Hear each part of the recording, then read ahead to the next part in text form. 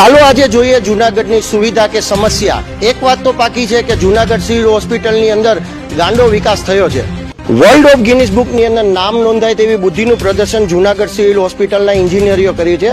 8મા માળે એમ્બ્યુલન્સ પહોંચાય તેવી કરોડો રૂપિયાના ખર્ચે વ્યવસ્થા કરવામાં આવી છે, પણ એ માર્ગ ઉપર હજી સુધી એમ્બ્યુલન્સ ચાલી નથી। 8મા માળે જવા માટે જે એમ્બ્યુલન્સ માટેનો જે મુખ્ય માર્ગ છે તેની હાઇટ છે 6 ફૂટ અને એમ્બ્યુલન્સની હાઇટ છે 8 ફૂટ।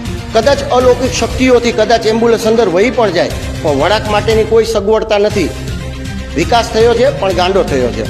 બુદ્ધિના બળદિયા એન્જિનિયરોને એ પણ ખબર નથી કે એટલા સ્પેસની અંદર 13 ફૂટની એમ્બ્યુલન્સ અહીંથી ટર્ન મારશે કઈ રીતે। પાવડિયા હા ભોજી એટલે હલવાયા જાનું માની ગાન ગુણ સાગર જાય કપી તું લોકો જાગર।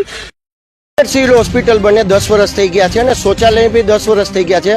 ખબર નહીં કયા અધિકારીને કયા મંત્રી દ્વારા આનું ઉદ્ઘાટન કરવામાં આવે તે હજી સુધી જૂનાગઢ સિવિલ હોસ્પિટલ પણ નક્કી નથી કરી શકી। જો તમારે જૂનાગઢ સિવિલ હોસ્પિટલની અંદર મુલાકાત માટે આવવું છે તો પાણીનો ગ્લાસ અને ખુરશી અવશ્ય લઈ આવજો।